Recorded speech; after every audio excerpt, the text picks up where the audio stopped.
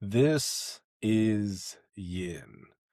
And before we get into today's topic, it's time that I introduce myself properly. I kept things pretty quiet, just the content, just the philosophy, no face, no name. And that's because yin is bigger than the voice behind the mic. That being said, it is time to introduce that voice. My name's Allende. I'm a business owner who's been blessed to have built a multi-million-dollar business alongside my business partner and amazing employees. And we didn't build it through hustle culture. It wasn't done through 80-hour work weeks, burnout, or grinding until we broke. It was done through discipline, through consistency, and through restraint. And the lessons I learned through my journey helped create yin, a philosophy that isn't for everyone, and that's by pure design, because the greatest movers and shakers in the world don't need acceptance from everyone. They only need acceptance from the reflection in the mirror. Now, I want you guys to remember this. Yin is not me. I'm just sharing the philosophy. I am just the voice behind the mic. Yin is made up of those individuals who move in silence, who are tired of the noise, and who want to build something special. And if that's you, then you make up yin. So now that you have a little bit more info on the voice behind the mic, let's talk about how consistency beats intensity. I want to start with a question. What do you do when motivation is gone? Most people wait for it to come back. They take a break. They rest. They tell themselves they'll start again when they feel ready. And that's the problem, because motivation doesn't come back on command. It's emotional. It's based on how you feel in a given moment. And you can't build anything on a foundation that's unstable. So the real question isn't how do you stay motivated? The real question is, what do you do when motivation is gone and all you have left is the decision you made when you did feel motivated? You see, that's where consistency lives, in between motivation and discipline. Now, intensity, on the other hand, is tricky. It feels like discipline and looks a hell of a lot like commitment. You're working 80-hour work weeks. You're going all in. You're sacrificing everything for the goal. And at that moment, it feels productive. It feels like you're building something. But intensity is driven by spikes, a spike in excitement, fear, anger, and even desperation. And like any spike, it fades. And when the spike is gone, the intensity goes with it. And then you're left with nothing. No system, no structure, just the memory of how hard you went and the reality that you couldn't sustain it. This is the trap that most of us fall into. We mistake motion for progress. We confuse activity with achievement, and we go hard for weeks, then burn out.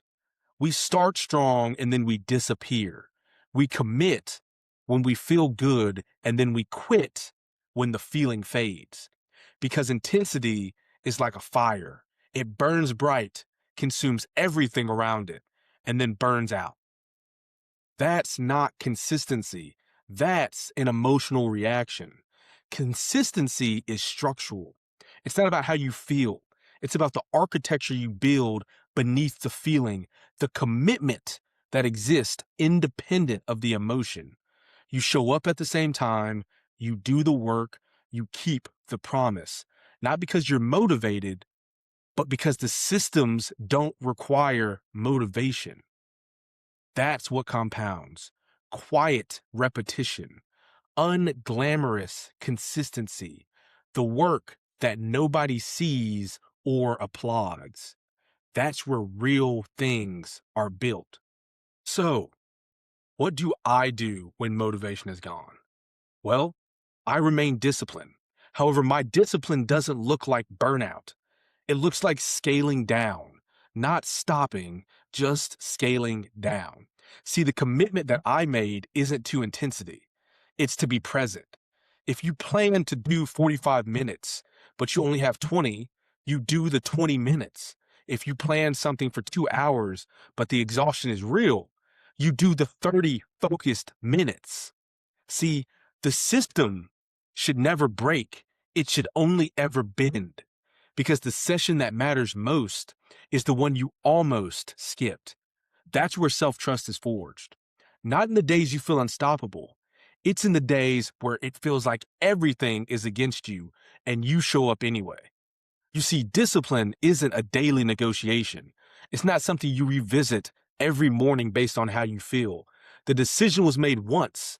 Now you must execute on that decision. If you said you'd train at 5 a.m., it means train at 5 a.m. The calendar does not ask if you're motivated. It simply tells you what needs to happen. When you remove the emotional component from the decision, you remove the friction. You stop spending energy debating whether you feel like it. You just do what the architecture requires. It looks like measuring presence, not performance. You shouldn't ask, how hard did I go? How much did I accomplish? Or how impressive was the output? You should ask yourself, did I show up?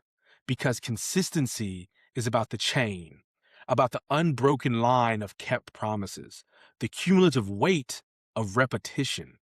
That's the real work, not the performance, but the pattern.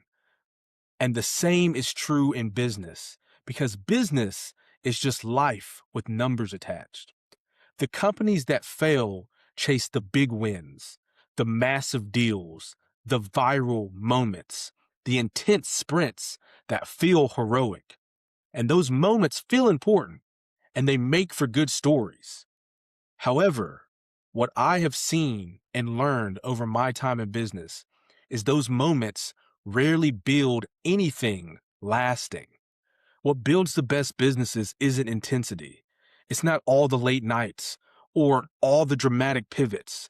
Don't get me wrong, those moments are unavoidable at times. However, it's not what truly builds the business. What really builds the business is consistency, showing up every day to do the work nobody sees, making the calls, reviewing the numbers, and refining the process. Not when it felt good and not when it was exciting, because business, like everything else, rewards repetition over reaction. You can't have one explosive quarter and coast for three. You can't go all in once and expect it to carry you. The organizations that win are the ones that operate with the same level of discipline every single day, the same focus, and the same commitment to unglamorous work. Not because they're always motivated, but because they built a structure that doesn't require motivation to function. And here's the thing, this commitment applies to everything: your body, your relationships, your craft. Nothing meaningful is built through intensity. Everything meaningful is built through consistency. Motivation gets you started, but consistency is what gets you to wherever you're trying to go, and it gets you there quietly. There's three things that intensity costs you that most people never realize. First, it trains you to need the feeling. When you only show up when you're motivated, you condition yourself to believe the feeling is required and that you can't operate without it. And that makes you fragile because the feeling is unreliable.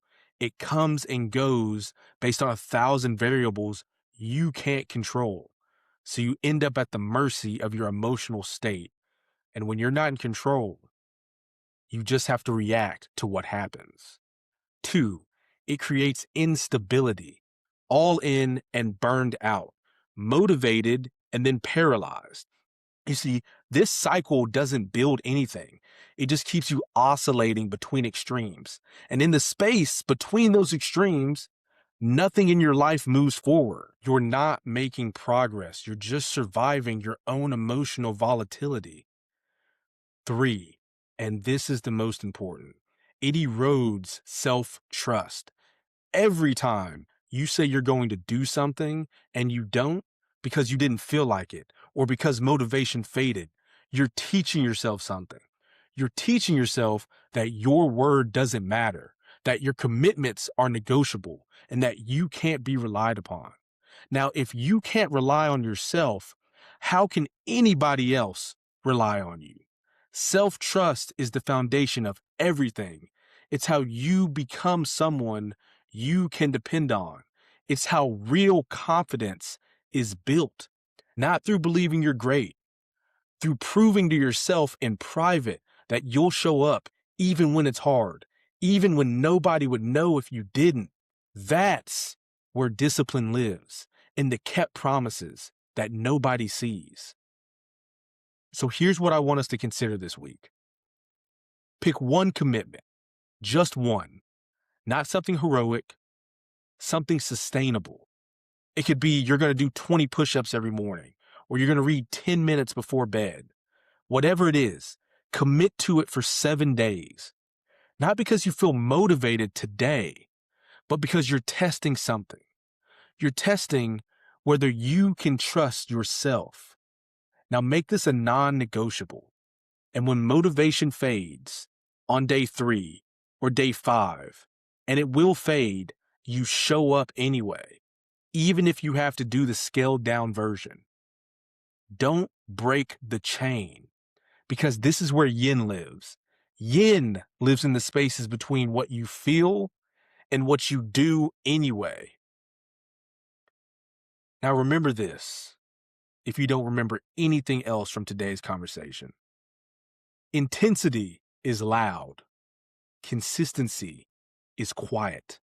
And the world celebrates what's loud. But real power compounds in silence. This is yin.